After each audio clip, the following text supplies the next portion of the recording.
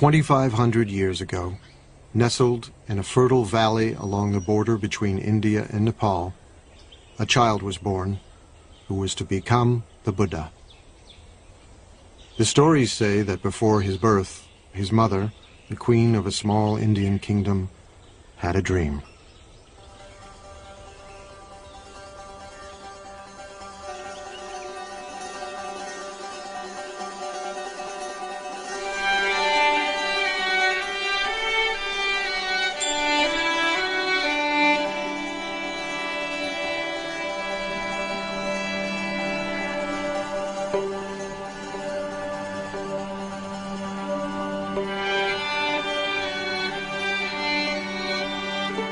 A beautiful white elephant offered the queen a lotus flower and then entered the side of her body.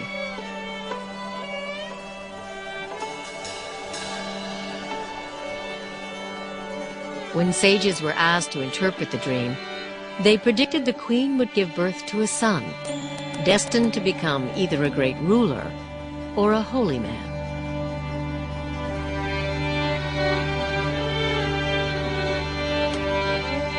One day, they said, he would either conquer the world or become an enlightened being, the Buddha. People like stories. It is one of the ways we learn. The story of the Buddha's life is an archetypal journey, but it is a means to an end. It is not an end.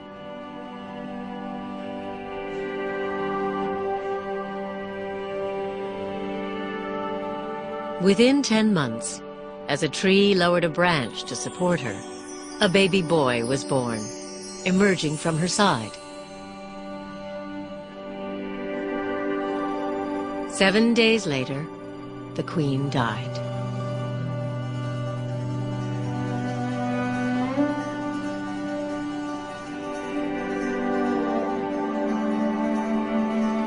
The world is filled with pain and sorrow, the Buddha would one day teach.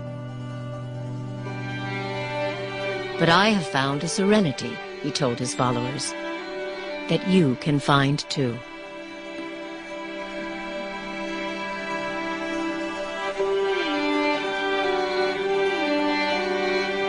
Everybody understands suffering.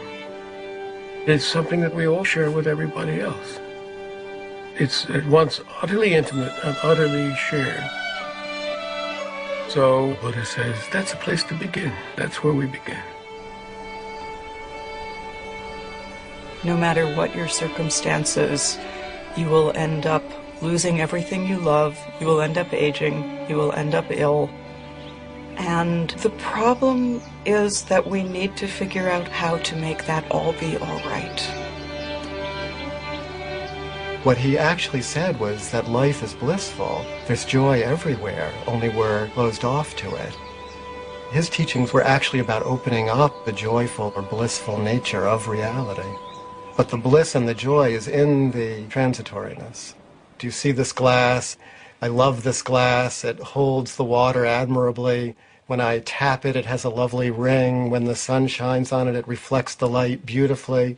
But when the wind blows and the glass falls off the shelf and breaks, or if my elbow hits it and it falls to the ground, I say, of course. But when I know that the glass is already broken, every minute with it is precious.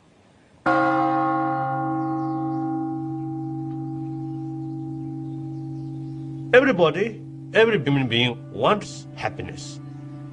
And Buddha, he acts like a teacher. You are your own master. Future, everything depends on your own shoulder. Buddha's responsibility is just to show the path. That's all. The Buddha can shine out from the eyes of anybody. Inside the buffeting of an ordinary human life, at any moment what the Buddha found, we can find.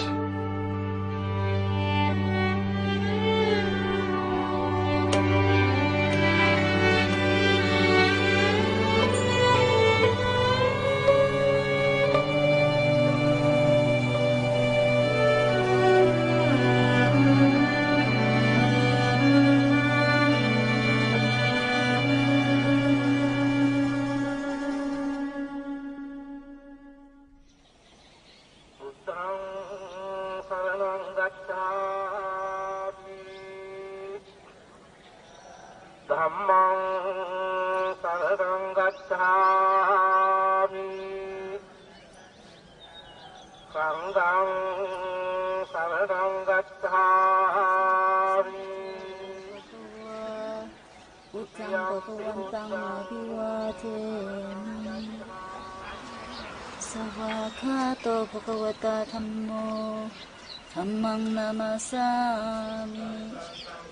southern Nepal, at the foot of the Himalayas, is one of the world's holiest places, Lumbini, where, according to the sacred tales, the Buddha was born.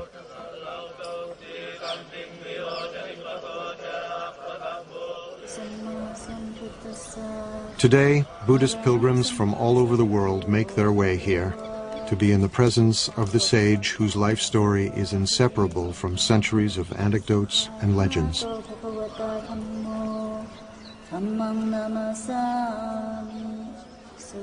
There are countless stories of the Buddha. Each tradition, each culture, each time period has their own stories.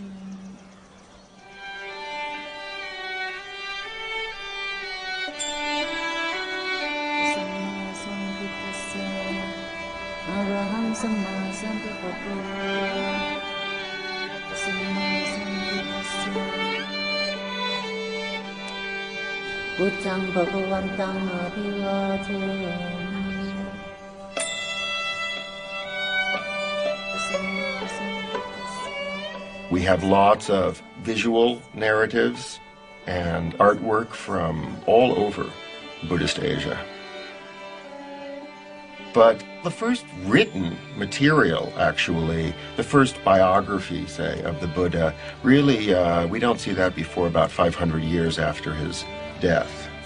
For the first few centuries, Buddhist narrative was oral.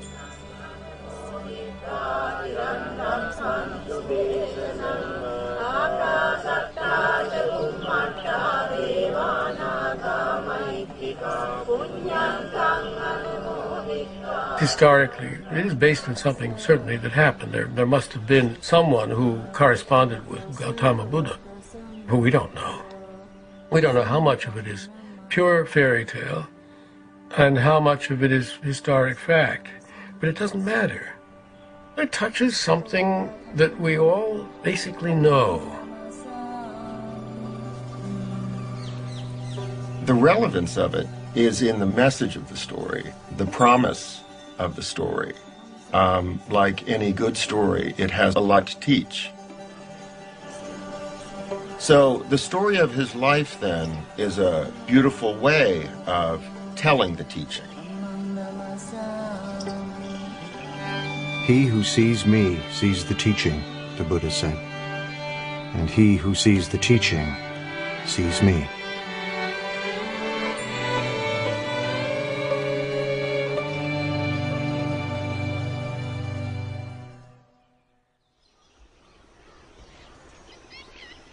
Born some 500 years before the birth of Jesus, the Buddha would grow to manhood in a town vanished long ago. For nearly 3 decades, he would see nothing of the world beyond.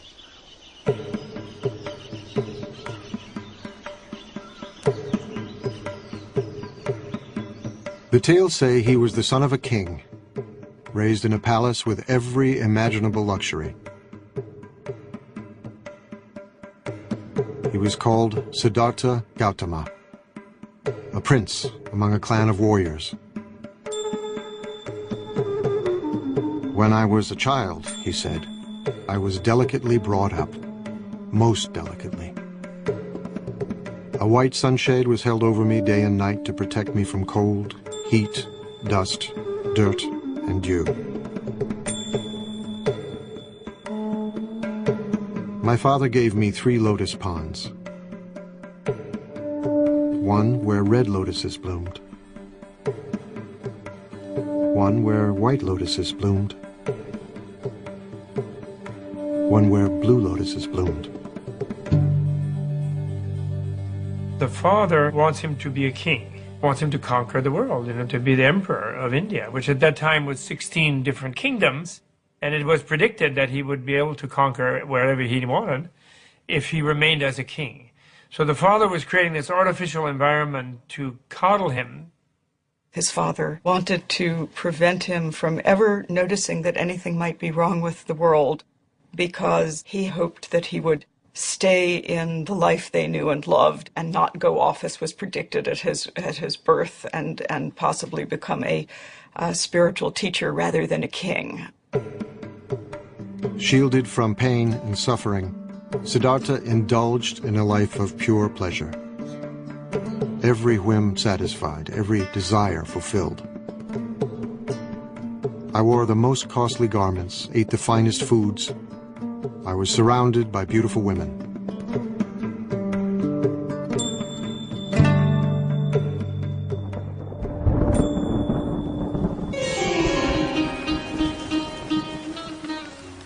During the rainy season, I stayed in my palace, where I was entertained by musicians and dancing girls. I never even thought of leaving.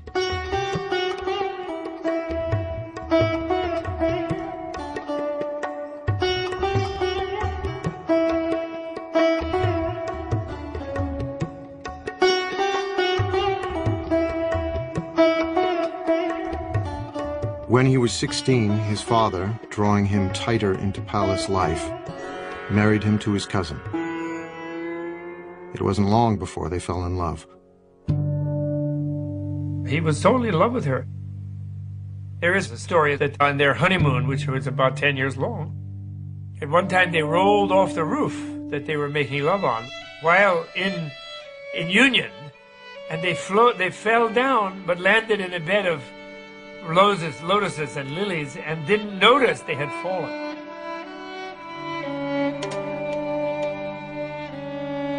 And so, the stories say, he indulged himself for 29 years, until the shimmering bubble of pleasure burst. His father does everything he can to never let him leave, never let him see the suffering that life is. But one day he goes outside and he's traveling through the kingdom and he has the first of 4 encounters. He sees an old man and he asks his attendant, and the attendant says, "Oh, that's change. One doesn't always stay young and perfect." Then on the next tour outside, he sees a sick man and doesn't quite understand what it is. He asks his attendant, and the attendant says, "Oh, that happens to all of us." Everybody gets sick, and don't think you are a prince, you will not get sick. Your father will get sick, your mom will get sick, everybody will become sick. Then he sees that it isn't just the sick person, in fact it's universal, and something is stimulated inside of him, so he keeps getting the chariot driver to take him out, and he sees, horror after horror. And on his 3rd trip outside, he meets a corpse. And he recognizes impermanence and suffering and death as the real state of things. The world that he had been protected from, shielded from, kept from seeing. And he was shocked. He was shocked, and he realized, this is my fate too. I will also become old. I will also become ill. I will also die. How do I deal with these things? These are universal questions in any human being's life. What it's like to be in a body inside of time and our fate, and how do we navigate that? It really is a tale of the transformation from a certain naive, innocent relationship to your own life to wanting to know the full story, wanting to know the full truth.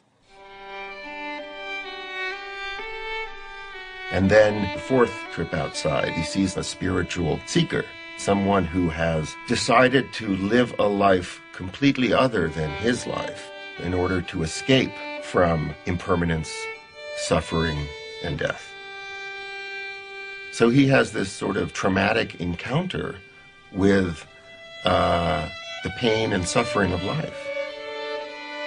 We try to protect our children. We don't want to let our children see all the pain that's in the world. But at a very early age, at a time before he could remember anything, at a time before there was conceptual thought, he already suffered the worst kind of loss that one could suffer. Suddenly and mysteriously, his mother died when he was a week old. So something tragic happened, right at the beginning. That might be what it takes to become a Buddha, is that you have to suffer on such a primitive level.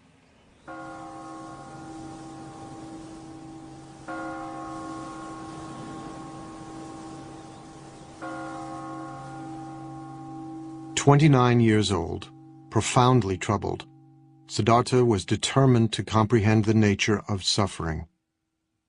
He resolved to leave the palace. His wife had just given birth to a baby boy. Siddhartha called him Rahula, fetter. He names his son Fetter. He names his son Ball and Chain. This is the fetter that will keep me tethered to this life. This is what will keep me imprisoned.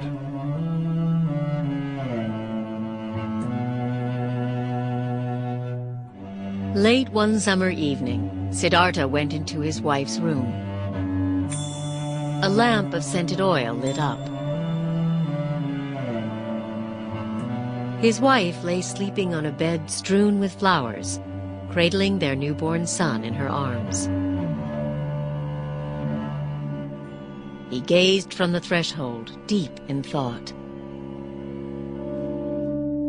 If I take my wife's hand from my son's head and pick him up and hold him in my arms, it will be painful for me to leave.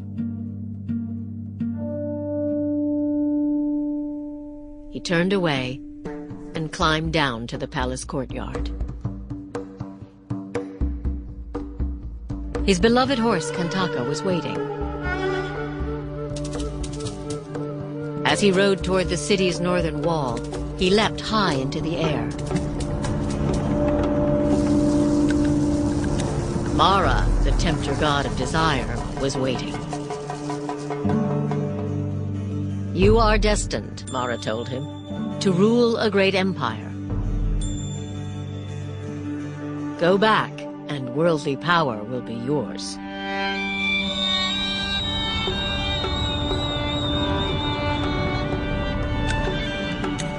Siddhartha refused.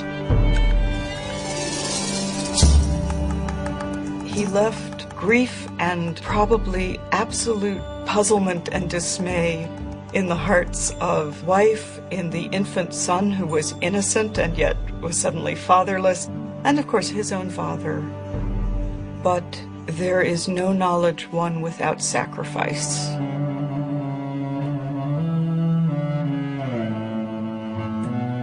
And this is one of the hard truths of human existence. In order to gain anything, you must first lose everything.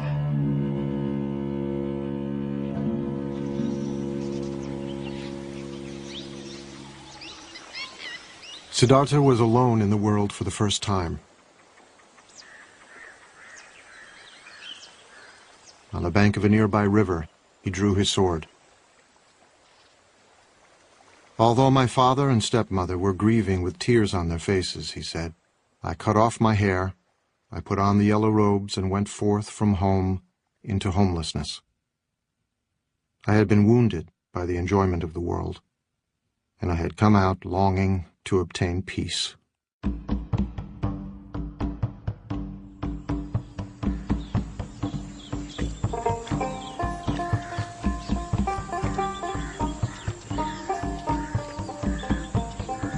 Siddhartha wandered south toward the holy Ganges River. Once a great prince, now he became a beggar, surviving on the charity of strangers. He slept on the cold ground in the dark forests of banyan, teak, and sal that covered the northeastern plain, frightening places where wild animals roamed and dangerous spirits were said to live. He's going out to see what there is. He's a seeker. He doesn't have a teaching yet. He doesn't have an understanding yet. He doesn't have insight yet. He doesn't have a solution yet, but he recognizes the problem.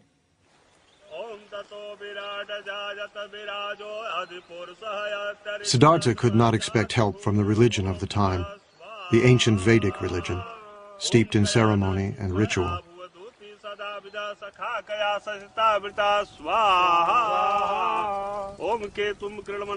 Some of its rituals still live on in ceremonies conducted by Hindu priests, who chant Vedic formulas more than 2,500 years old.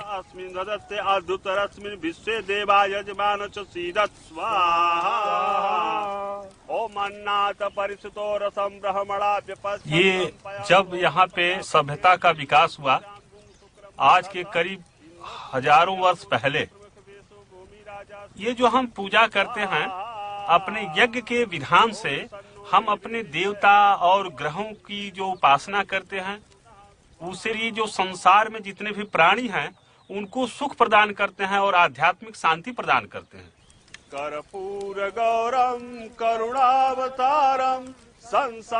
For centuries, the Vedic rituals had commanded respect for the gods and inspired conviction. But by Siddhartha's time, the rituals no longer spoke to the spiritual needs of many Indians, leaving a spiritual vacuum and a sense of foreboding. The gods become less important than the rituals themselves. It's a period of great unrest. It's a period of social upheaval, social change. Cities were growing, generating new wealth and spiritual hunger.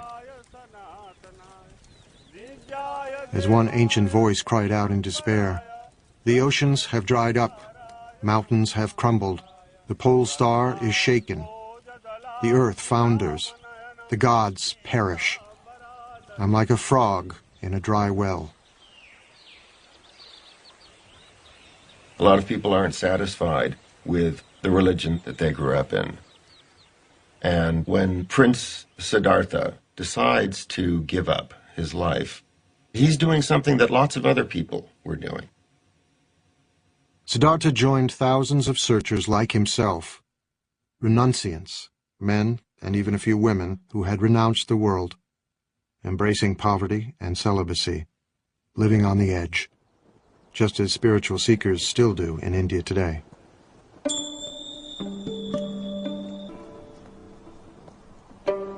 Now, at this time in India, there are lots of renunciants out there. It's a flourishing renunciant tradition. There are many different people who have given everything up and practice austerities and meditate in order to escape from the cycle of death and rebirth.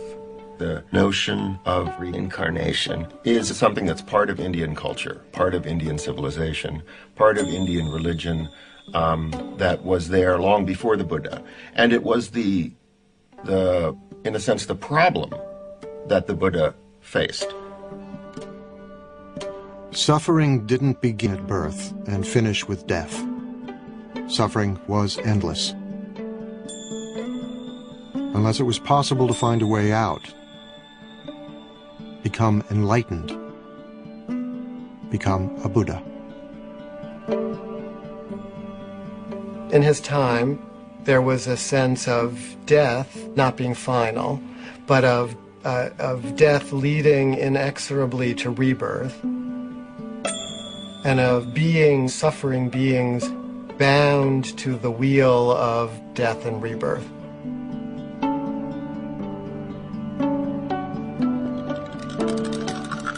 It is said that Siddhartha had lived many lives before this one. As countless animals,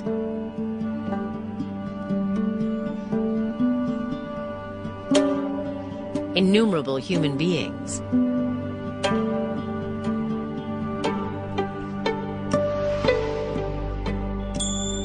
and even gods.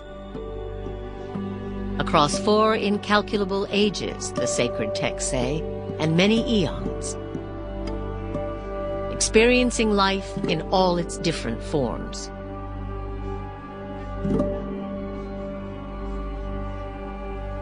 Siddhartha's previous lives, many eons, sometimes as a human being, sometimes as an animal. But then gradually, you see his practice becoming more higher and higher and deeper, deeper.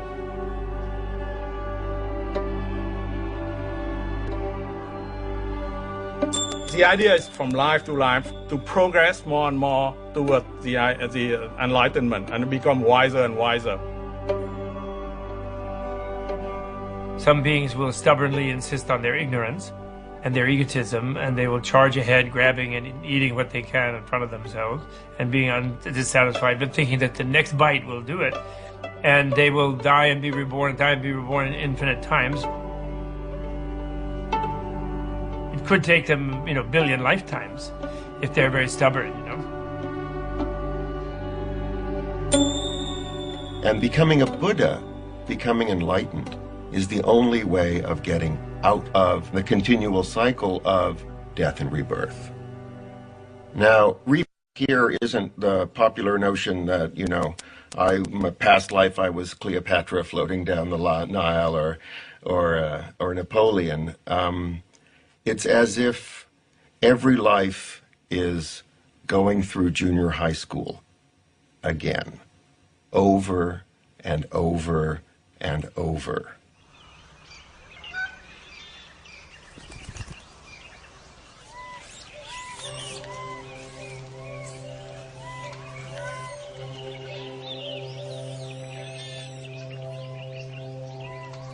With the authority of the priests worn thin and wisdom seekers like Siddhartha roaming the countryside, holy men emerged, teaching their own spiritual disciplines.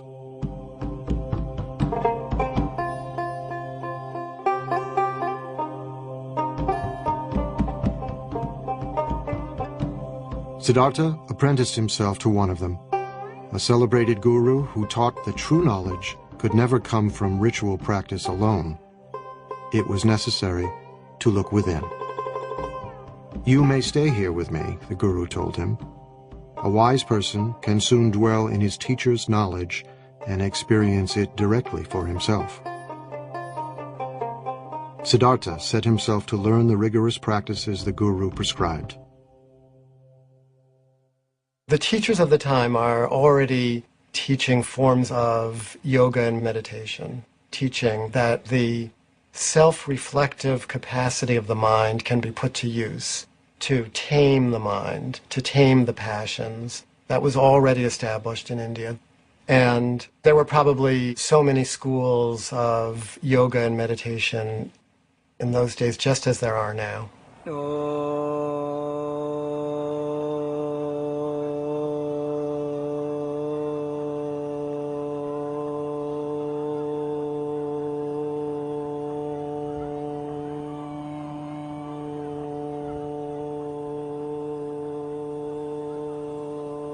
योग केवल शरीर के लिए नहीं है। शरीर के लिए तो अपने आप स्वाभाविक रूप से लाभ मिलता ही है। योग का जो मुख्य लक्ष्य है कि हम समाधि को प्राप्त कर जाएं। सर्वे भवन्तु सुखिना तुरंत नहीं आता। सर्वे by the Sadhana.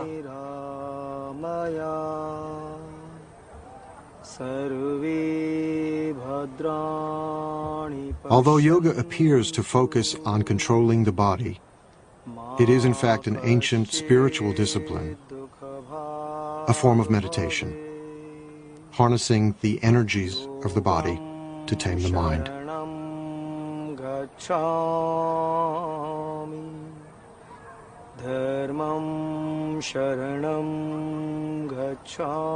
Some yogis learn to sit without moving for hours, breathing more and more slowly until they seem to be barely breathing at all. Om Shahana Vavatu Sarve Bhavantu Sukhina. All kinds of trance states are possible through meditation. If you hold the mind, if you concentrate the mind on a single object, be it a word or a candle flame or a sound. It's possible to transport the mind into all kinds of interesting places.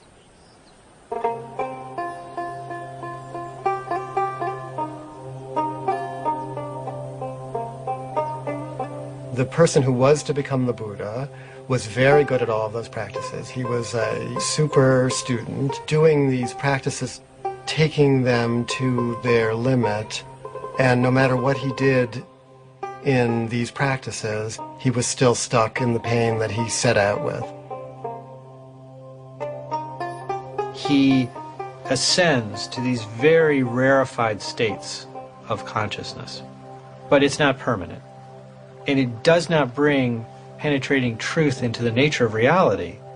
So these become a temporary escape from the problem of existence, but they don't solve the problem.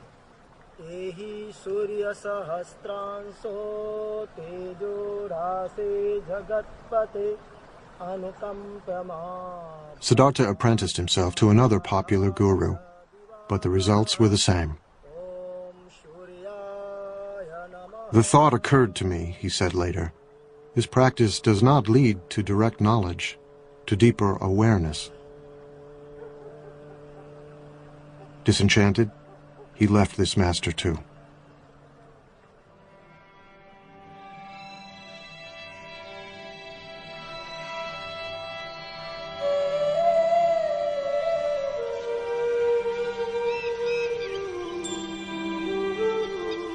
Siddhartha continued to drift south, still searching for the answer to his questions. Why do human beings suffer? Is there any escape? He's trying and trying and searching, and he already experienced extreme luxury, so now he tries extreme deprivation.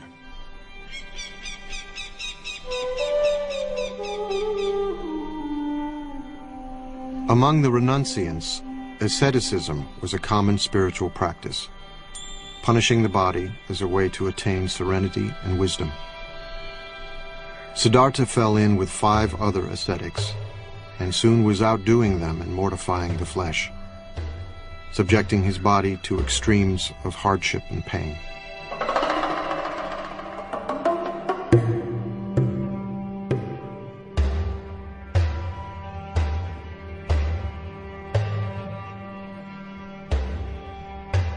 The body represents a fundamental problem.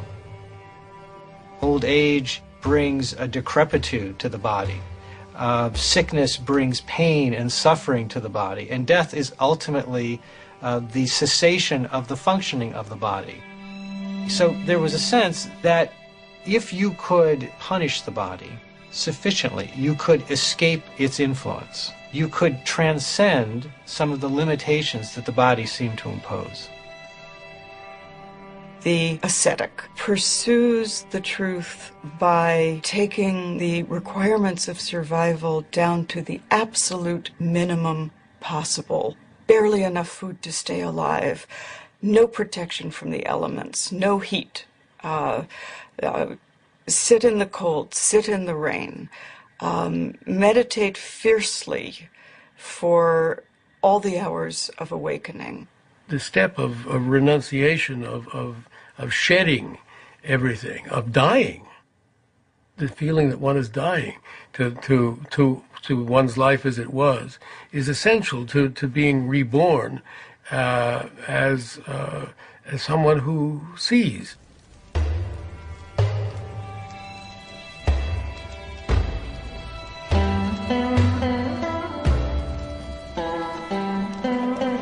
Ascetics can still be seen in India, firm in the belief that by subduing the flesh, they can gain spiritual power.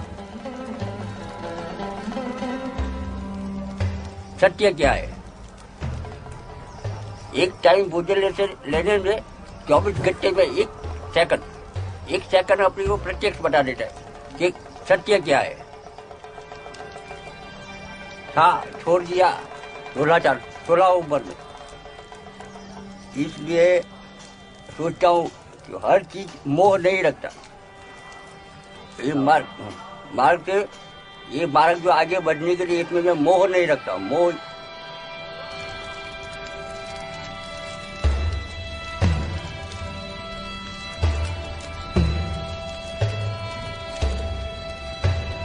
Emaciated, exhausted, Siddhartha punished himself for 6 years, trying to put an end to the cravings that beset him. He tortures himself, trying to destroy anything within himself that he sees as bad. The spiritual traditions of that time said you can be liberated if you eliminate everything that's human, everything that's coarse and vulgar, every bit of anger, every bit of desire. If you wipe that out with force of will, then you can go into some kind of transcendental state. And the Buddha tried all that, and he became, the most anorectic of the anorectic ascetics. He was eating 1 grain of rice per day, he was drinking his own urine, he was standing on 1 foot, he was sleeping on nails. He did it all to the utmost.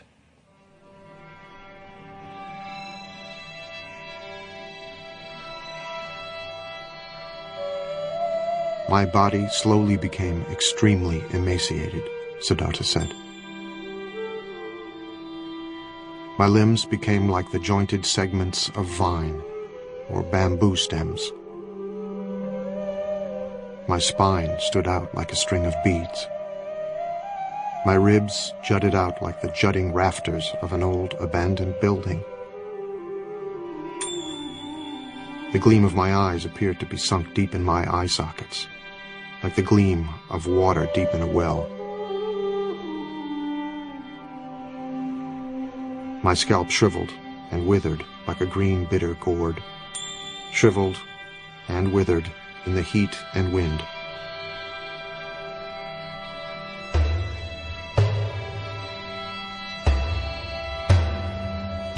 What he was trying to do was pushing his body to the most extreme that he could. But then he realized that from that, he cannot gain what he wants. Trying to torture the body becomes too much. The whole attention is given to the body, nothing else. He surrendered himself completely to the hard training that he was given. And what he discovered, having tried this completely for many years, was that he had not answered his question. It hadn't worked.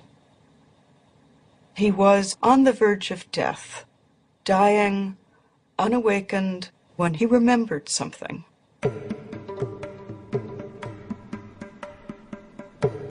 He remembered a day when he was young and sat by the river with his father, and the perfection of the world as it was simply gave itself to him. Years before, when Siddhartha was a small boy, his father the king had taken him to a spring planting festival.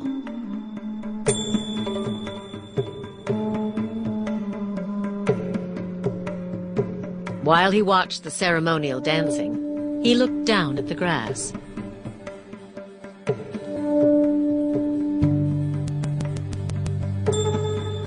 He thought about the insects and their eggs,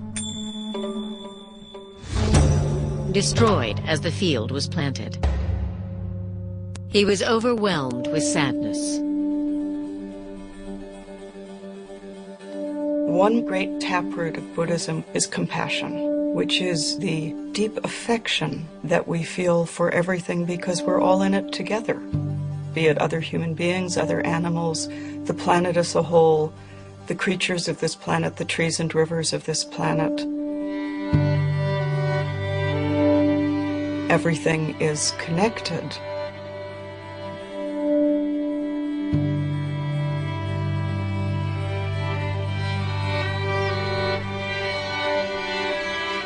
It was a beautiful day. His mind drifted.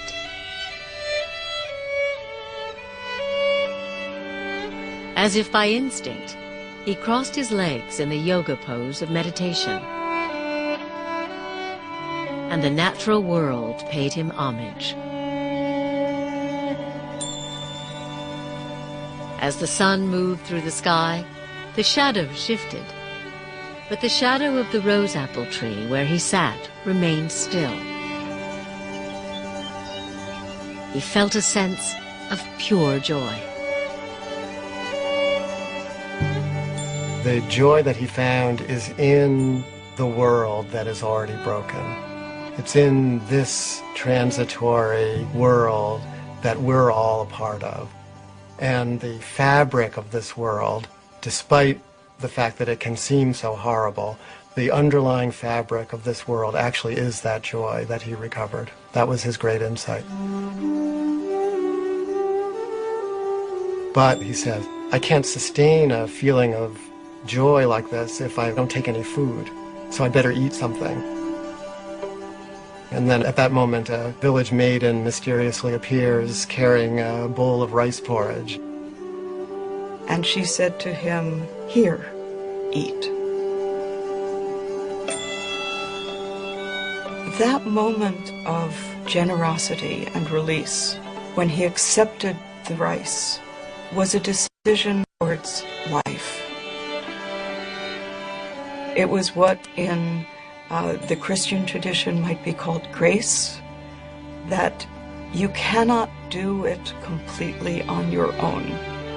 And in Christianity, the grace comes from the divine. In the story of the Buddha, the grace comes from the ordinary kind heart of a girl who sees somebody starving and says, "Eat." There's something beautiful. Whenever I remember that story, it makes me so happy because I see the heart of Buddha as the person he was, like the Siddhartha.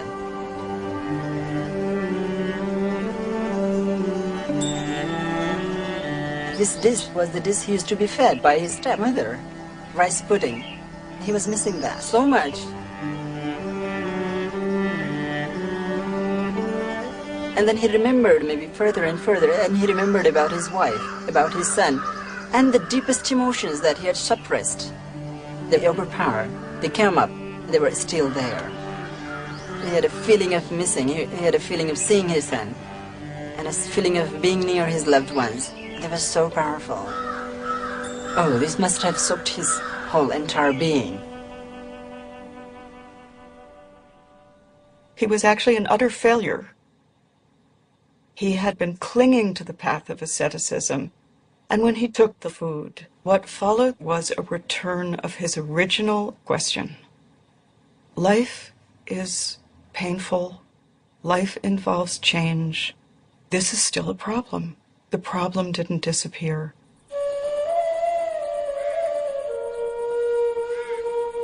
It wasn't long before the ascetics who had been Siddhartha's companions found him eating and turned away in disgust. Siddhartha loves luxury, they said. He has forsaken his spiritual practice. He has become extravagant. But the man who will become the Buddha realizes that extreme deprivation isn't the way to go. We can live as normal human beings. We can eat and drink. And in fact, we kind of need to eat and drink and be normal human beings in order to break through, in order to attain the kind of realization that he was looking for.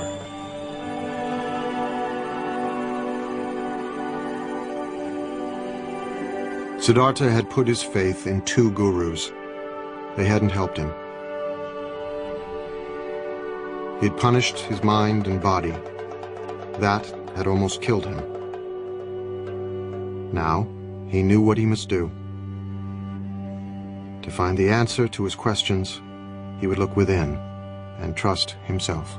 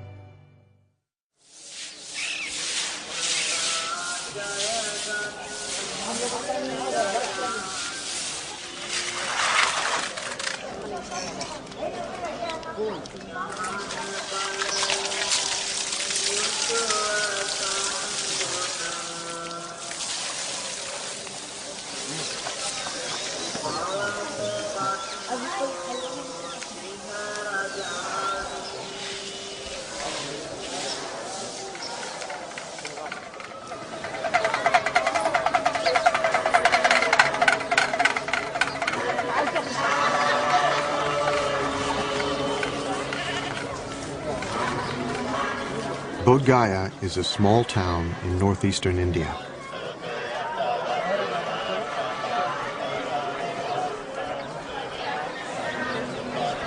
Throngs of pilgrims have come here from all over the world for more than 16 centuries.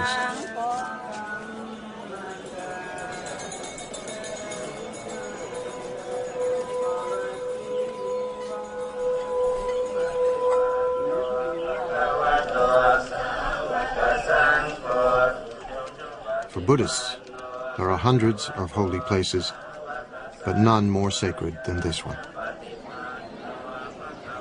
Bodh Gaya is the sacred point from which the Buddhist faith radiates.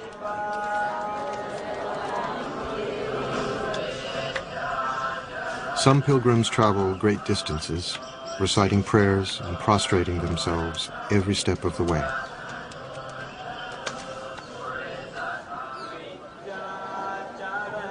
It is their Mecca and Jerusalem.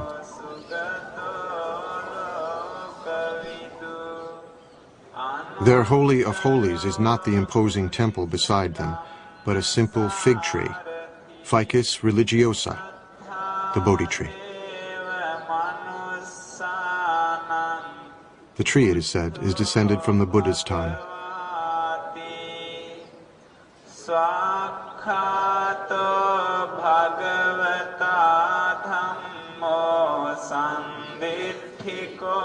Every pilgrim knows the story of how Siddhartha, after accepting the rice milk from the young girl, put aside the rags he was wearing, bathed himself in a nearby river, and strengthened, sat down in the shade of the Bodhi tree and began to meditate.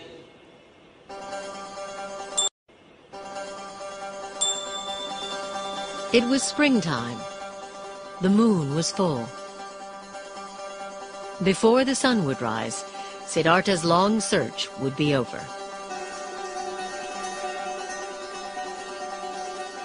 He sat down under a Bodhi tree in the shelter of the natural world in all of its beauty and fullness. And he said, I will not move from this place until I have solved my problem. Let my skin and sinews and bones dry up, together with all the flesh and blood of my body, he said. I welcome it. But I will not move from this spot until I have attained the supreme and final wisdom. All at once, Mara, Lord of Desire, rose to challenge him.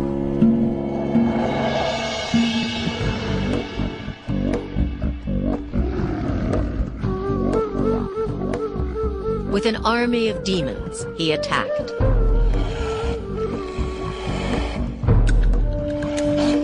Siddhartha did not move, and their weapons turned into flowers.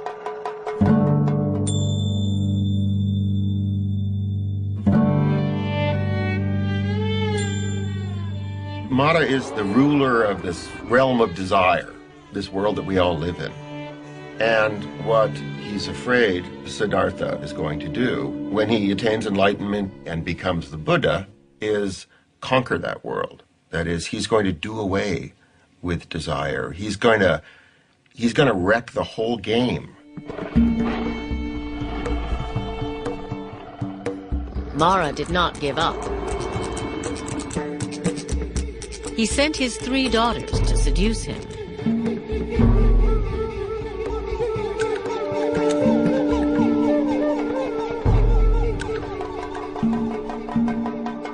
Siddhartha remained still. When he faces Mara, he faces himself and his own destructive capacity. But he's not the warrior trying to do battle with those qualities. He's discovered his own capacity for equanimity. He has become like, the top of the great Himalayan mountains, The weather is passing over him, storms are raging around him, and he sits like the top of the mountain, impassive, not in a trance state, totally aware of everything. So he frustrates Mara. Siddhartha resisted every temptation Mara could devise. The Lord of Desire had one final test.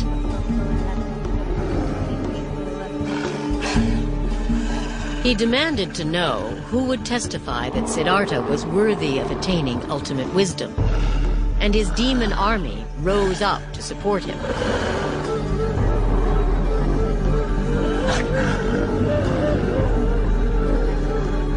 Siddhartha said nothing. He reached down and touched the ground, and the earth shuddered.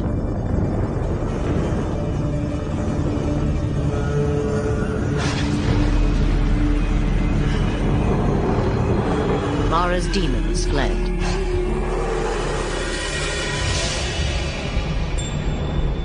The Buddha reaches down and with his finger touches the earth.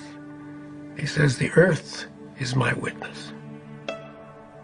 He said, "Mara, you are not the earth. The earth is right here, beneath my finger." And the earth is what we're talking about. Accepting the earth, not owning the earth, not possessing the earth, but the earth just as it is, abused and exploited and despised and rejected and plowed and mined, spat on, and everything else, you know. It's still the earth, and we owe everything to it.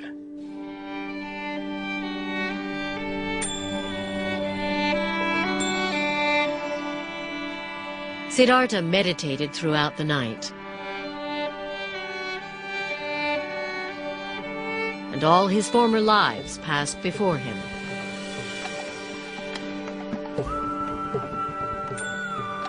He remembers all his previous lives, infinite numbers of previous lives. Female and male and every other race and every other being in the vast ocean of life forms. And he remembered that all viscerally, so that means his awareness expanded to be all, so that all the moments of the past were completely present to him. He gains the power to see the process of birth, death, and rebirth that all creatures go through. He's given this sort of cosmic vision of the workings of the entire universe.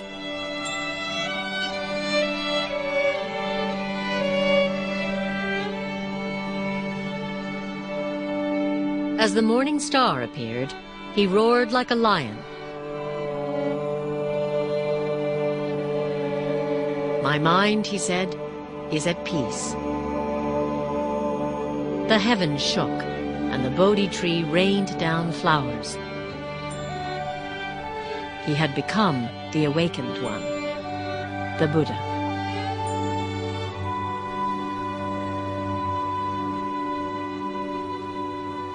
Something new opens up for him, which he calls nirvana, or which he calls awakening.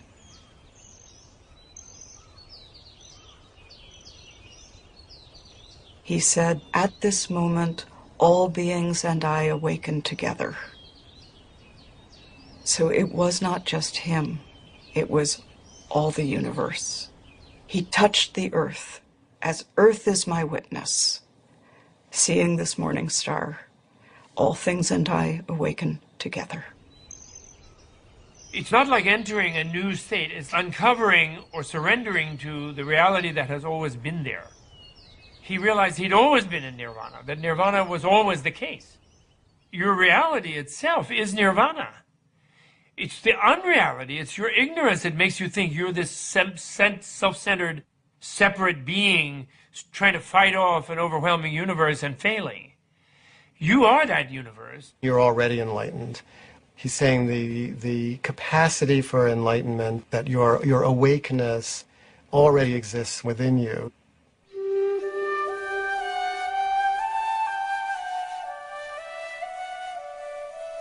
Nirvana is this moment seen directly. There is nowhere else than here. The only gate is now. The only doorway is your own body and mind. There's nowhere to go. There's nothing else to be. There's no destination. It's not something to aim for in the afterlife. It's simply the quality of this moment. Just this room where we are. Pay attention to that. Pay attention to who's there. Pay attention to what isn't known there. Pay attention to what is known there. Pay attention to what everyone is thinking and feeling. What you're doing there, and pay attention. Pay attention.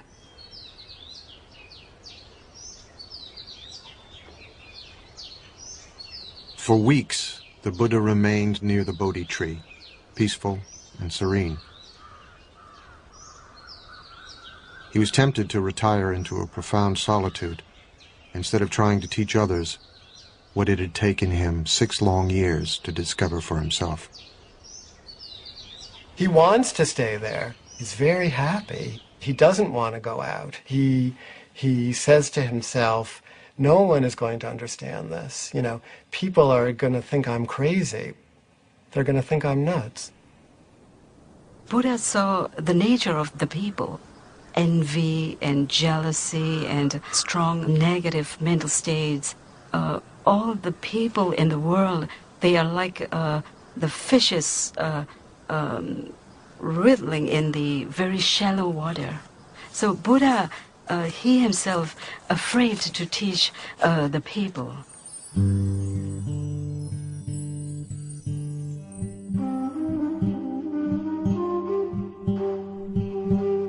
The myth is that God comes to the Buddha. Brahma comes on his knees and says, please, we need you. Why don't you try talking about what you just understood? Because the world needs it. The gods need it and the men need it, you know?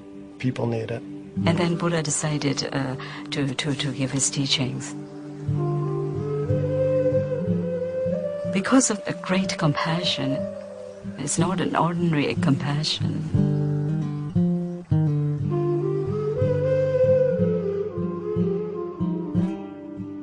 When you feel the feelings of others, you automatically don't want them to feel bad. You feel the feeling of your hand, you don't put it in the oven. I mean, you're not being compassionate to your hand, you just feel the pain, so you don't have to put it there. So you feel others' pain, you're going to do your best to help them alleviate it. When somebody becomes enlightened, something blooms in his heart. It's like a flower blooms and it cannot hold the fragrance. It has to naturally release. So it's like he naturally had to release his radiance. He has to share this joy that was in his heart. 35 years old, the Buddha would devote the rest of his life to bringing his teachings, the Dharma, the fundamental laws of all things, into the world. But as he had feared, it would not be easy. As he set off to share what he had learned, he met a wandering ascetic. "Who was your guru?" the ascetic asked him. The Buddha said he had no guru, that he had attained enlightenment on his own. "It may be so," the ascetic said, and walked away. On his first attempt to teach, the Buddha had failed. Buddha meets someone who doesn't see anything special about him. Because the awakened Buddha doesn't look any different from anybody else. He is ordinary.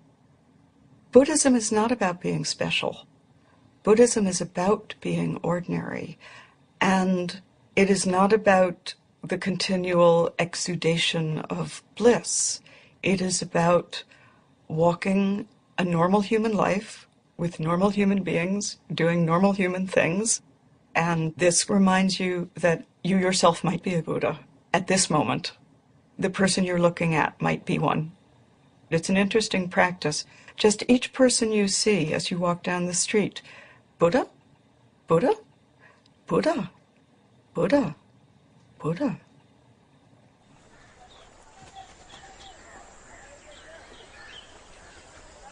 From Bodh Gaya, the Buddha walked west nearly 200 miles and crossed the Ganges River. He was still searching for a way to explain to others what he feared was unexplainable, the path to the enlightenment he himself had experienced.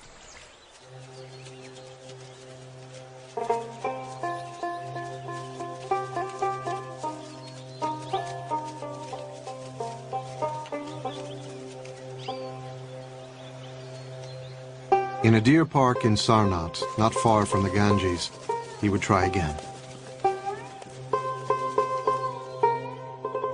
His 5 former companions were still practicing the austerities he himself had abandoned. From far off they saw me coming, and on seeing me made a pact with one another, the Buddha recalled. Friends, here comes Siddhartha, living luxuriously, straying from his ascetic practice. He doesn't deserve to be bowed down to. These are his buddies who were just disappointed and disgusted with him for giving in after they'd all been trying to starve themselves into enlightenment. So they're a little distrustful at the beginning. They refer to him as an equal, and he then tells them, no, that's not the term you should use when you refer to a Tathagata, to a being who's gone beyond. And so he sets them straight. And they then become the first people to hear the content of what he realized under the Bodhi tree. His first teaching would later be called setting in motion the wheel of the Dharma, because it brought the Buddha's message into the world for the first time.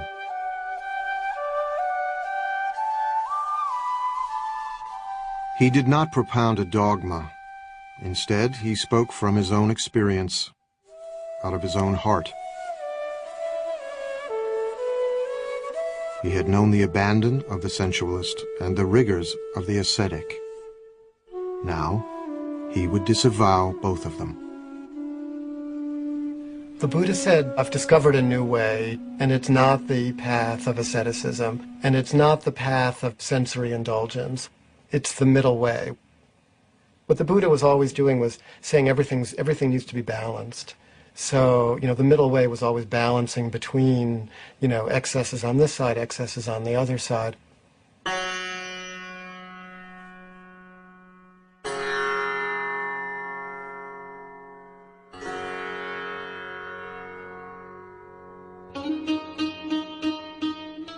Fair goes the dancing when the sitar is tuned. Tune us the sitar, neither high nor low, and we will dance away the hearts of men.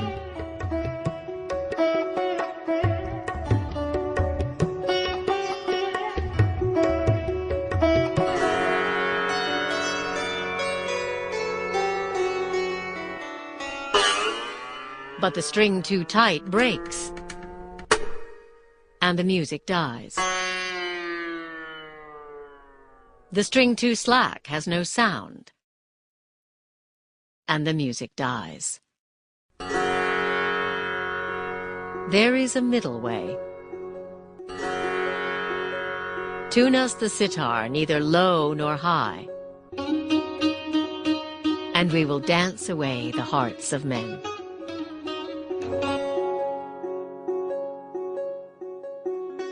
The path to enlightenment lay along the middle way, the Buddha taught, and the ascetics listened. Now he would answer the question that 6 years before had provoked his spiritual journey, the question of suffering. Buddhists don't have a creation story. There is no creator deity. It's not really of interest. It's not an issue. What's of interest is the problem of human suffering and the solution to human suffering. Pretty much everything else, right, is beside the point. The Buddha's analysis of suffering came in the form of what have come to be called the Four Noble Truths. There is no commandments or anything. The first noble truth is that there is suffering in this world. Generally, this suffering has been mistranslated. Suffering is not entirely accurate to the word that the Buddha probably used. It means something closer to dissatisfaction, that, we're never quite happy, and if we are, that's gone in an instant anyhow. And he says that this suffering, this unsatisfactoriness, doesn't arise by itself. It has causes. Our own mind causes it.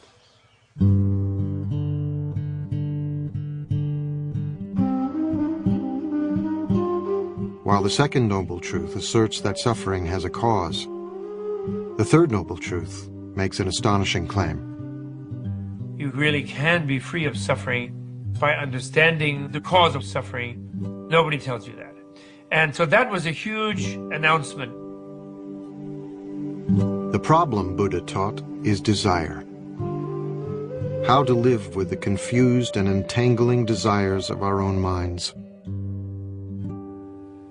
People often misunderstand Buddhism as saying, in order to wipe out suffering, you have to wipe out desire. If that was what the Buddha was saying, then where does the desire for enlightenment fit in? You know, the Buddha is saying, be smart about your desires. Desire must be there. Without desire, how can lead our life? Without desire, how can achieve Buddhahood? Strong desire to become Buddha. But desire to harmful, that bad. With the fourth and final noble truth, the Buddha laid out a series of instructions for his disciples to follow, a way of leading the mind to enlightenment called the Noble Eightfold Path, the cultivation of moral discipline, mindfulness, and wisdom. They are, as I like to think of them, a set of possible recipes that you can try on your own life and see which one makes the best soup. The Buddha didn't speak for long, but when he was finished, the 5 skeptical ascetics had been won over. They became his first disciples.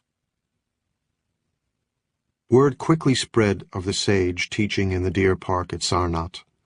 Hundreds came to hear him and became disciples too.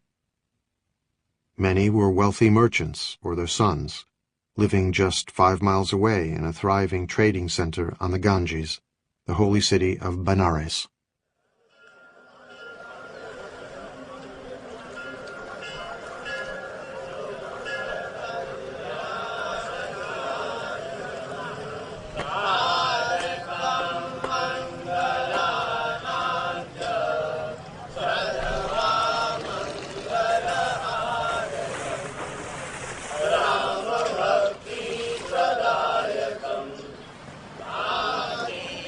Today, Benares is the most sacred city in all of India, as it has been for millennia.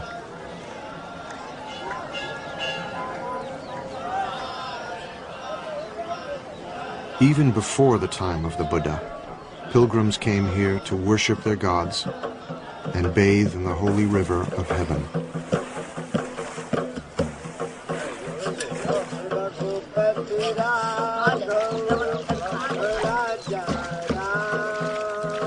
You see people purifying themselves, bathing in the Ganges. You see priests performing rituals.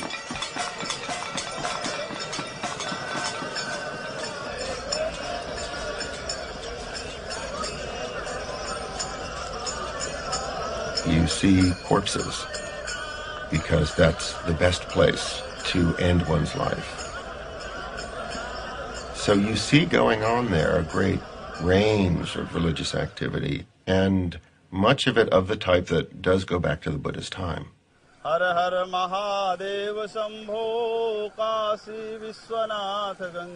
Many of today's sacred ceremonies on the Ganges echo the ancient practices of the Vedic priests, the Brahmins.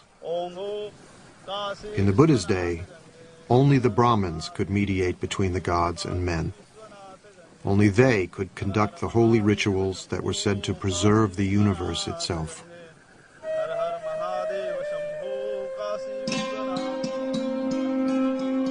The Brahmin priests stood at the pinnacle of a rigid social hierarchy, a sacred system of caste. Beneath them were the warriors, the caste to which the Buddha belonged. Below them were farmers.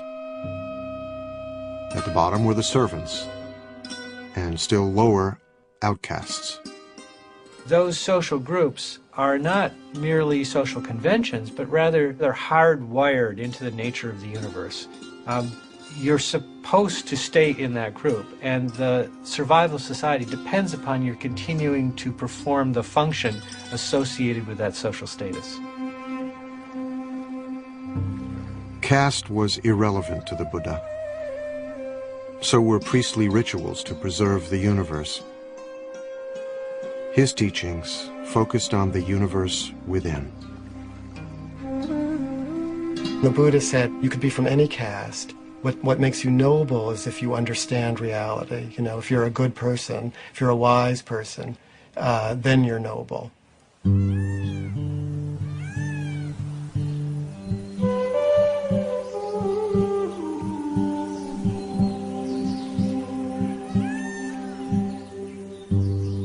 In time, a devoted gathering of monks formed around the Buddha at Sarnath, near the Ganges. Broken stones and fallen pillars mark what remains of what grew to be a vibrant monastic community, the Sangha.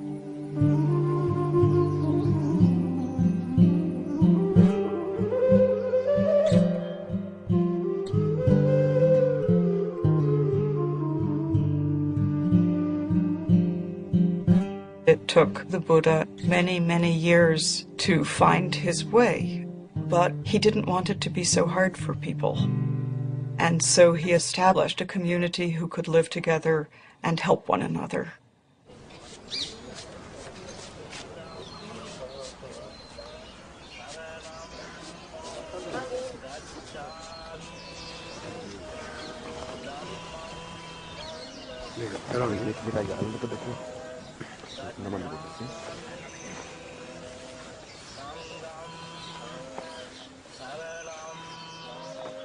In a ceremony evoking the beginning of the Buddha's own spiritual journey, fledgling monks of all ages say goodbye to their families and homes and join the Sangha.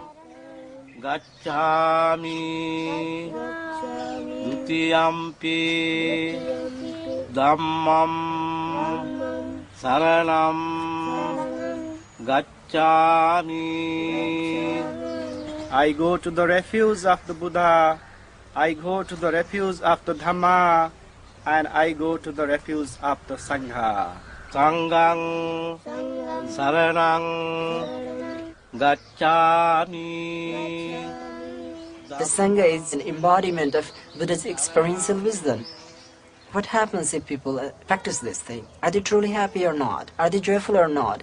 So I think Buddha wanted to also leave a perfect example of his teaching, an alive teaching, a teaching that walks, a teaching that can talk, a teaching that can laugh. So I would say Sangha is just like a living example of Buddha's teaching.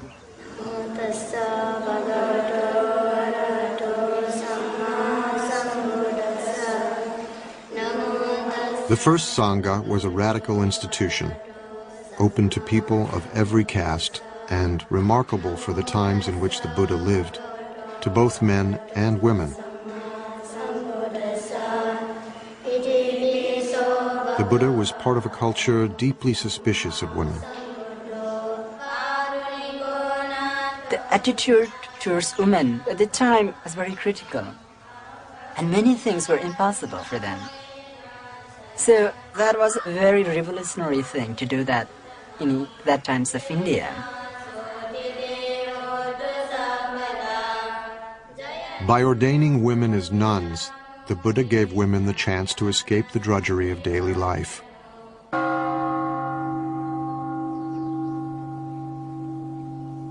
Life was so hard for most women that entering the Sangha was a liberation, as we know from their ecstatic, heart-rending poems. So freed, so thoroughly freed am I from my pestle, my shameless husband and his sunshade making, my moldy old pot with its water snake smell. Aversion and passion I cut with a chop. Having come to the foot of a tree, I meditate, absorbed in the bliss. What bliss!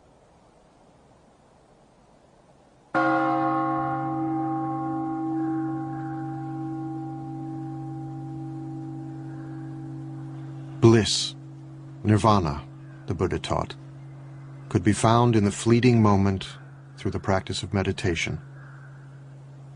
The Buddha showed his followers how to come to terms with their own roiling thoughts and desires by paying attention to them, by becoming aware, becoming mindful. As an ancient poem counsels, like an archer, an arrow, the wise man steadies his trembling mind, a fickle and restless weapon. Many times our mind is not peaceful enough. So we realize that perhaps we need to understand more about mind itself and how to balance the emotions, how to balance our mind and try to cultivate more happiness. The difficulties come from within. One experiences unexpected things from one's mind. Most dangerous, skeptical doubts. Doubts about oneself, doubts about the Buddha. Physical is we can get from from the food and from the supplement of vitamins and and for the mind this is the only way we have to. Only medicine. Meditation is not about getting rid of anger, getting rid of lust, or getting rid of jealousy. Even while becoming monk, often we experience anger. It happens. It often happens when people start teasing you like a shaven, bald-headed person.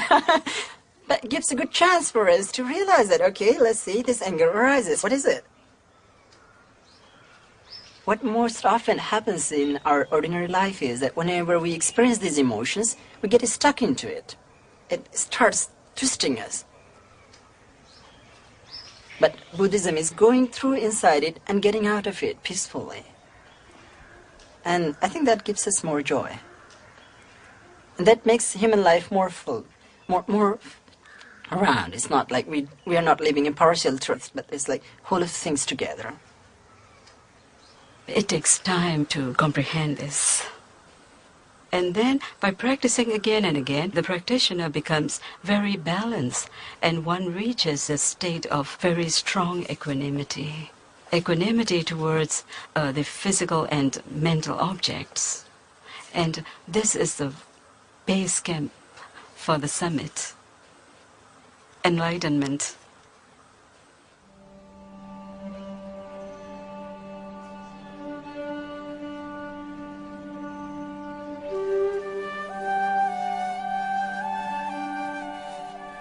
After washing my feet, a disciple said, I watched the water going down the drain.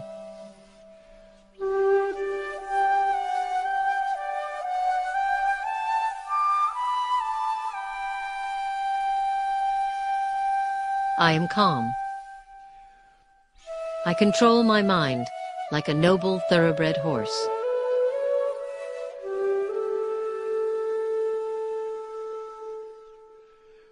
Taking a lamp, I enter my cell.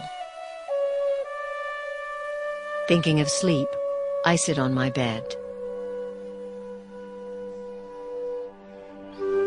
I touch the wick, the lamp goes out. Nirvana. My mind is freed.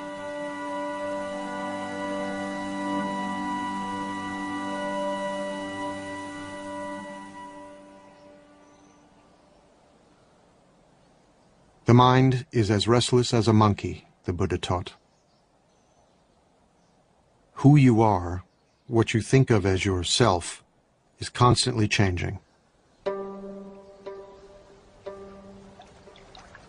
Like a river, endlessly flowing, one thing today, another tomorrow. There's water in a river, then there's water in a glass, and then the water is back in the air, and then it's back in the river. The water's there, but what is it? That's a way to think about the self in Buddhism. One moment you're angry, the next moment you're laughing. Who are you?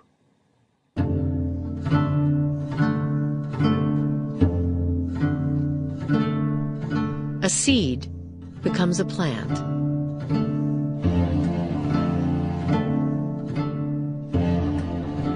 Wisps of grass are spun into a rope.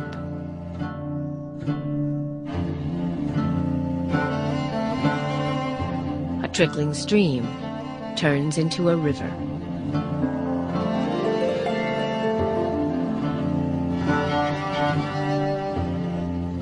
The self comes and the self goes.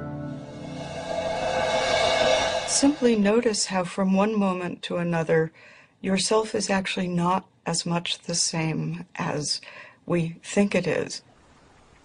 What the Buddha realizes is that if we can get rid of this fundamental misunderstanding of the nature of the self, based on egotism, we won't cling to things, we won't screw up everything we do because we're thinking about it in the wrong way.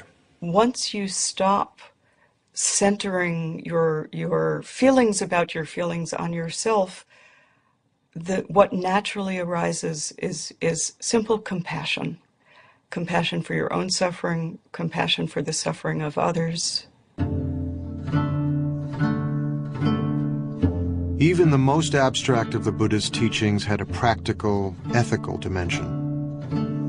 Compassion, the Buddha taught, comes from understanding impermanence, transience, flow, how one thing passes into another, how everything and everyone is connected. When this is, that is. From the arising of this comes the arising of that. When this isn't, that isn't. From the cessation of this comes the cessation of that.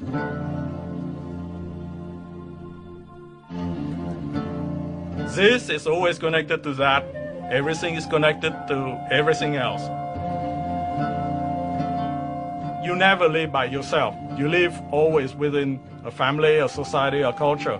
You constantly interact with other people all the time. So our happiness depends on their happiness as well. How can we be happy if we are the only one happy in just an island of happiness within an ocean of misery? Of course, that's not possible. Compassion stirred the Buddha to send his monks out into the community. Sworn to chastity and poverty, they wandered the roads, bringing the Buddha's teachings into the world.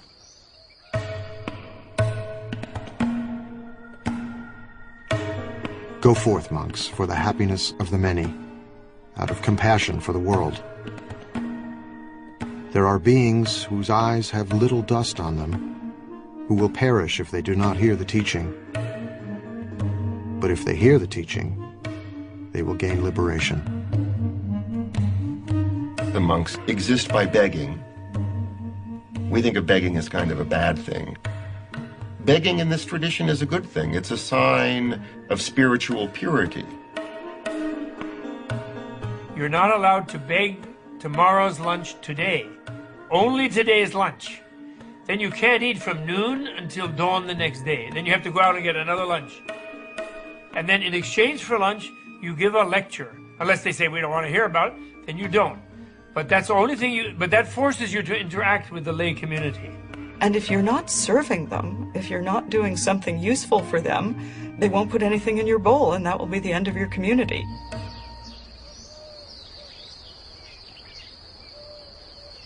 The Buddha himself wandered across northeast India, teaching and gathering new disciples everywhere he went. You didn't have to become a monk or a nun to become a Buddhist. The Buddha's teachings were for everyone.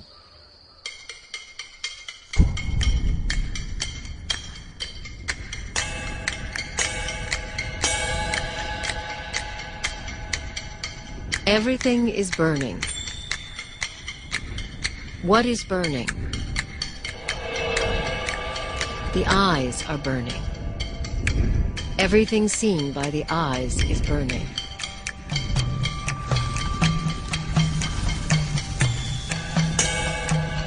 The ears are burning. What is burning?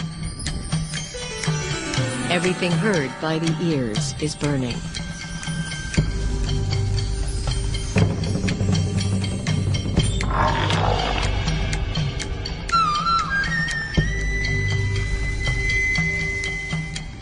The nose is burning.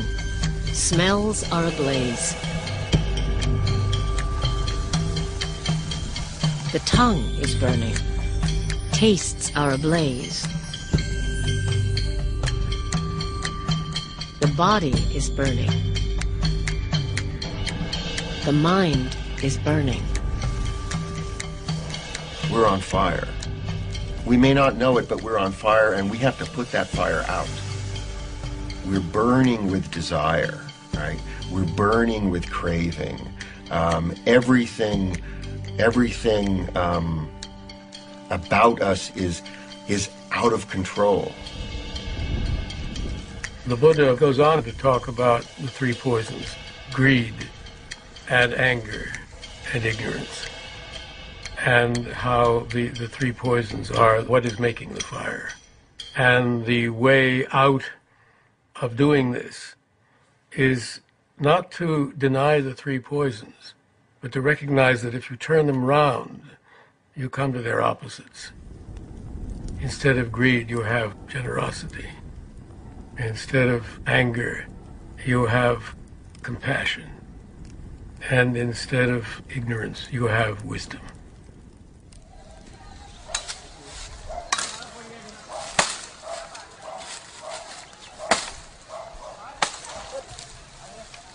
I can give my teachings in brief, the Buddha said. I can teach in detail. It is those who understand that are hard to find. There are stories of people coming to the Buddha and saying, I am leaving your teaching because you have not told me about whether there is a life after death or whether there is another world. And the Buddha says, did I ever say that I would give you the answer to these things? No, Lord, you didn't. Why do you think that I never said that I would give you the answer to these things? Because these are not the things that you need to know. The thing that you need to know is how to deal with suffering. Because at this very moment, what made you ask that question was suffering. The Buddha was, above all, a pragmatist. He did not expect his followers to agree with everything he said. He encouraged them to debate and argue, to challenge him. Buddhists say, my follower should not accept my teaching out of devotion, but rather your own experiment. Even Buddha himself, in order to get final enlightenment, need hard work. So investigate based on reason, through logical investigation. If something contradicts in the Buddha's own word, then we have the right to reject that. As the Buddha gathered more and more followers, stories spread of his miracles, which mixed the marvelous with the mundane. One story tells how 500 pieces of firewood split at the Buddha's command.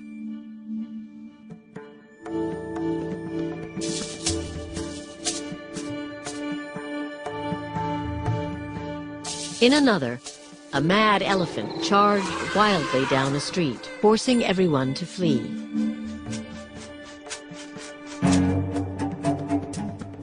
Only the Buddha remained, quietly waiting.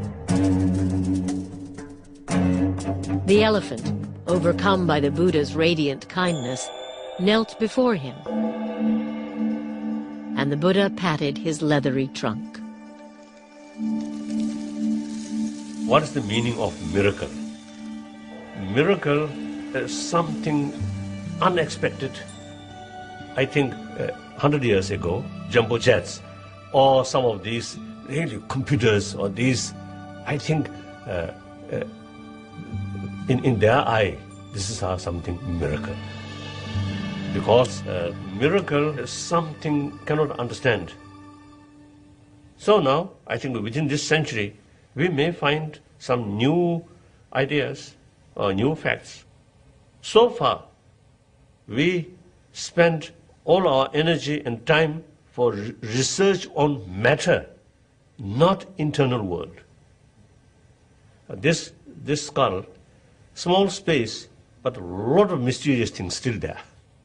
The great field of knowledge is as tiny as the Earth is in the universe. I mean, it's a speck. And the universe is what we don't know. And it will always be that way. However much we find out, it will still be that way. Because the unknown is vastly, it's unspeakably greater than anything we will ever know.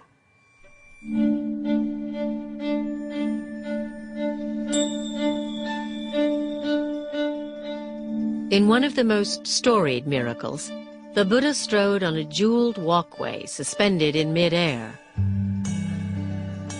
while streams of water spouted and flames flashed from his body, shooting out to the very edge of the universe.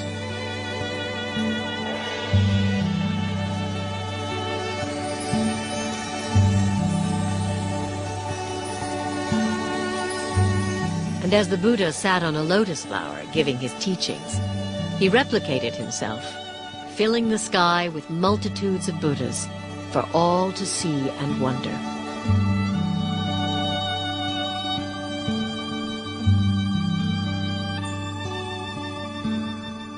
Do we believe that literally? Does it matter whether we believe it literally?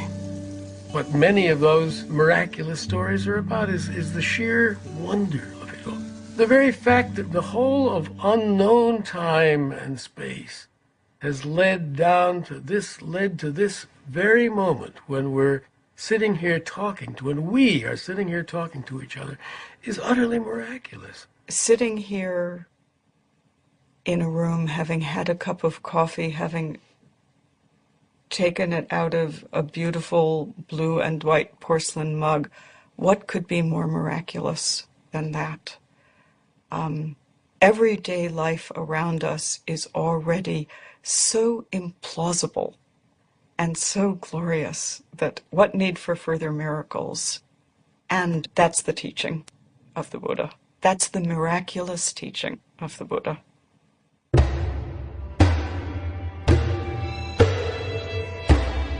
Violence, the Buddha taught, always leads to more violence. To the slayer comes a slayer. To the conqueror comes a conqueror. He who plunders is plundered in turn.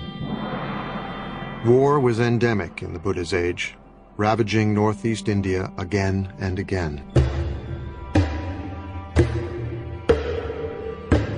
Although kings and their ministers sought his counsel, the Buddha offered no grand political vision. He was powerless to stop the killing and the fighting. Even the men, women, and children of his former kingdom were massacred by a marauding king, forced into pits and trampled by elephants.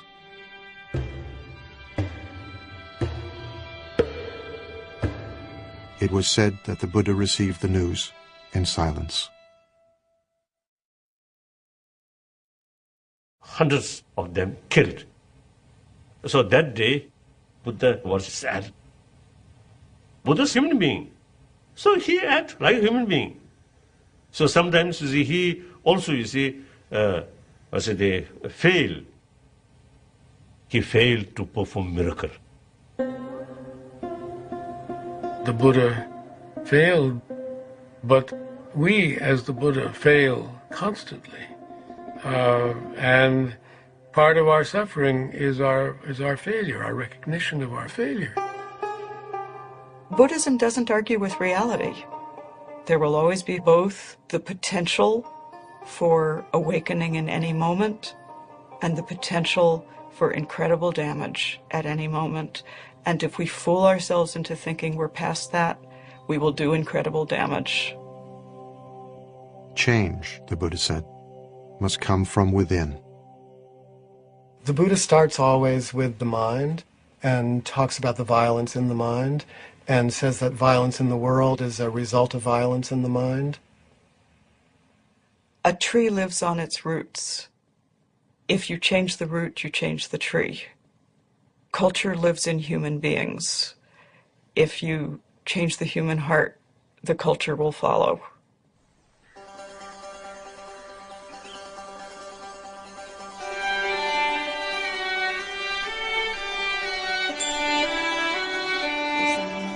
For decades, the Buddha shared his teachings all across northeastern India.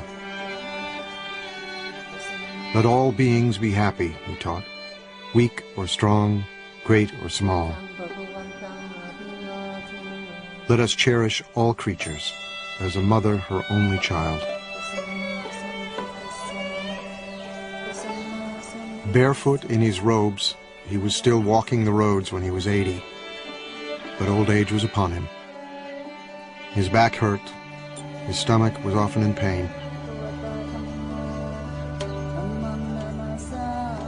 I am old, worn out, he told a trusted disciple, like a dilapidated cart held together with thin straps.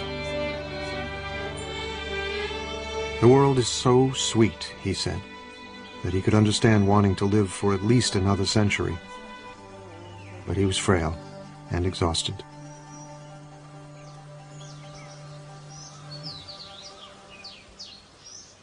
He became ill near Kushinagara, a remote village near the border of Nepal, when he was offered a meal which would prove deadly. The food was spoiled. He ate what was offered to him, and it said that he knew it was bad, but he took it anyway because it was offered and didn't want the person who offered it to feel bad because it was his time.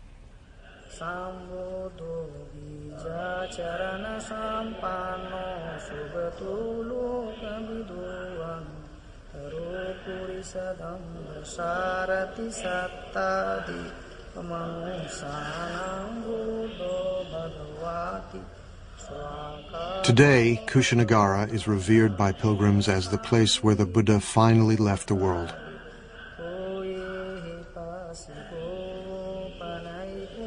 It was in Kushinagara where he grew weak and asked to be laid on his side in a quiet grove of sal trees. As he neared the end, his disciples began to weep, stricken with grief.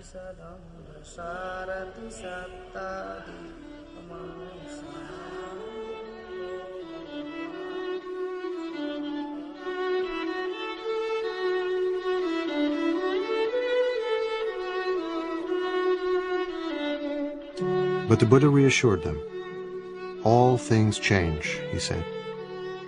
Whatever is born is subject to decay. He's saying this is a natural process. He tells his disciples, use this time, use the energy here, even this, for your own awakening. So he used even his own death and their sadness as a time to remind them of what their real task was.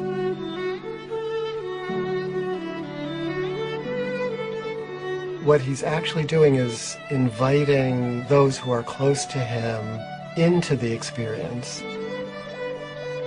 I don't think the Buddha's teaching in any way argues against grief or sadness or loss. The teachings, if they make any sense, have to make sense in ordinary circumstances, in ordinary lives. And in ordinary lives, we grieve when we lose. We grieve. When it hurts, we say, ouch.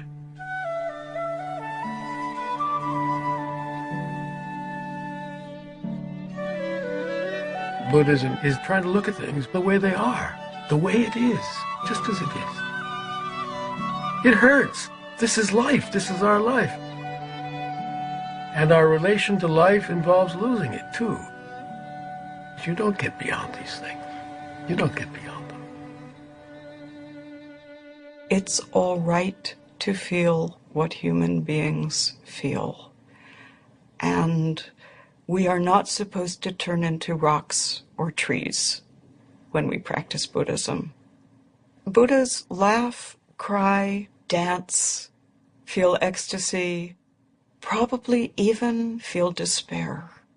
It is how we know the world. It is how we live inside of our hearts and not dissociated from them. The Buddha had always been saying goodbye. Now he prepared to leave the earth forever.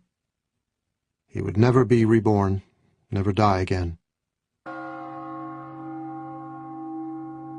It may be that after I'm gone, the Buddha told his disciples, that some of you will think, Now we have no teacher. But that is not how you should see it. Let the Dharma and the discipline that I have taught you be your teacher. All individual things pass away. Strive on, untiringly. These were the Buddha's last words.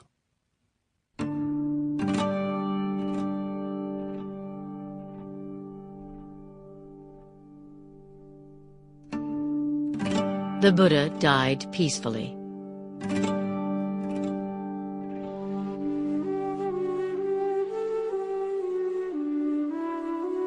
His head was pointed to the north, his face to the west.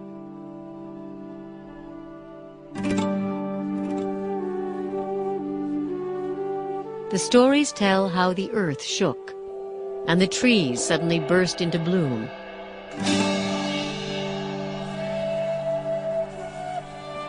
Their petals falling gently on his still body, falling out of reverence.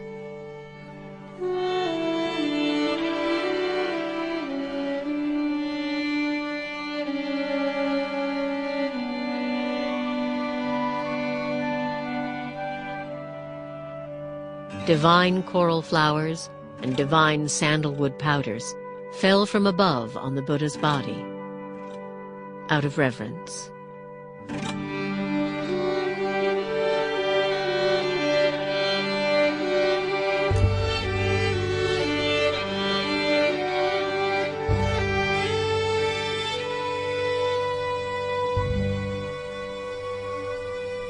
His disciples were quite upset. What are we going to do without our teacher? We will be lost without our teacher. But his instruction was so simple and so clear. I am not your light. I am not your authority. You've been with me a long time now. Be light.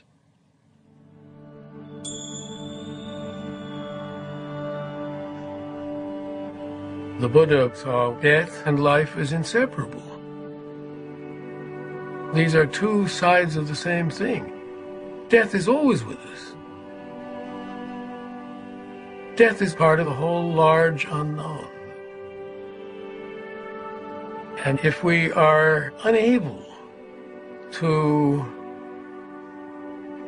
smile at the idea of the unknown, we're in real trouble. That's the realism that the Buddha was talking about, trying to come to terms with reality.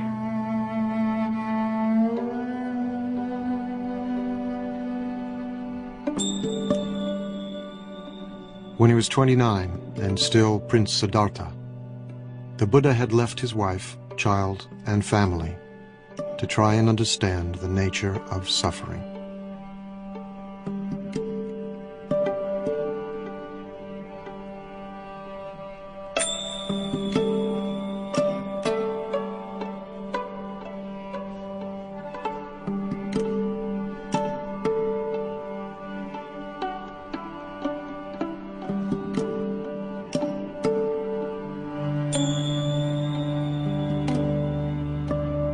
He had attained enlightenment, shared what he had learned,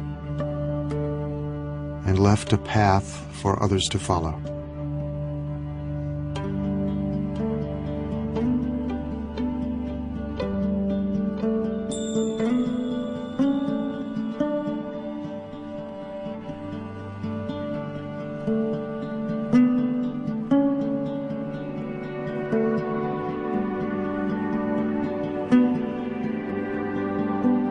Now he was gone.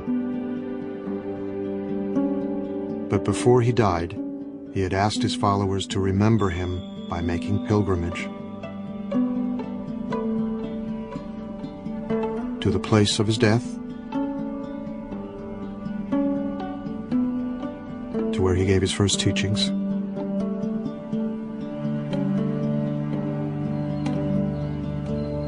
where he achieved enlightenment,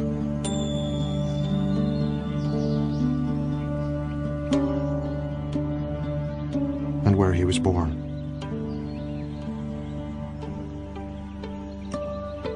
Those four places mark out a sacred biography. And in tracing that pilgrimage route, you are learning the story of that life.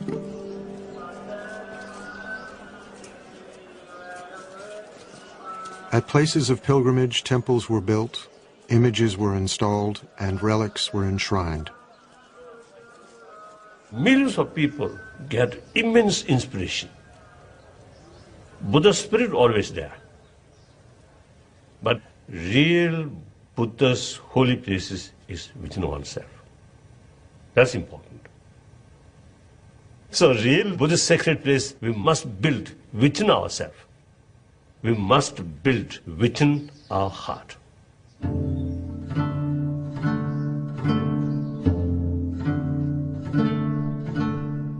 Although the Buddha had predicted that his teachings, like everything else, would in time disappear, Buddhism flourished in India for 1,500 years. Spread into Sri Lanka, Central and Southeast Asia, Tibet, China, Korea, Japan, and in the 20th century to Europe and the Americas, adapting different forms and shapes wherever it took root, attracting many millions of men and women who practiced the Buddha's teachings both within and outside the monastic community.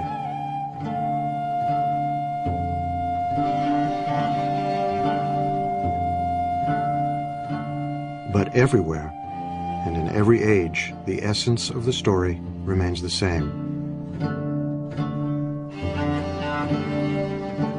The Buddha said that we've turned this world into a painful place, and this world does not have to be a painful place.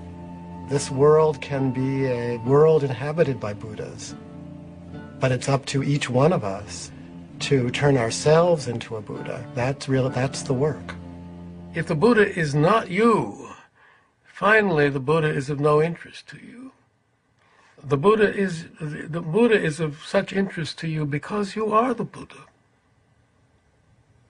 Every sentient being, even insect, have Buddha nature, the seed of Buddha. That's the seed of enlightenment.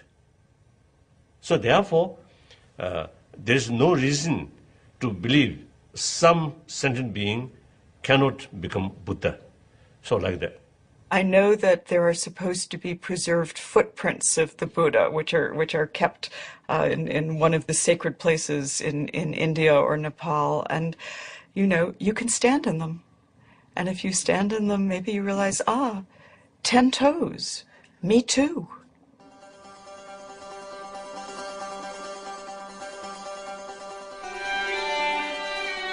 There is a story of a Brahmin who one day found the Buddha under a tree, calmly meditating. The Buddha's mind was still. He radiated such power and strength that the Brahmin was reminded of a tusker elephant.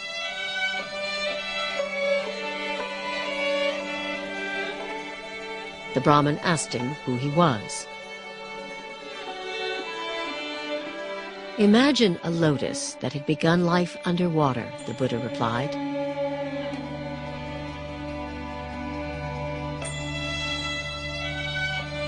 But grew and rose above the surface until it stood free.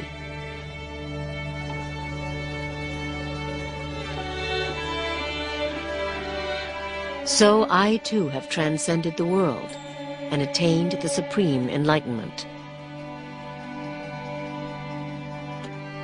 Who are you then? The Brahmin wondered. Remember me, the Buddha said, as the one who woke up.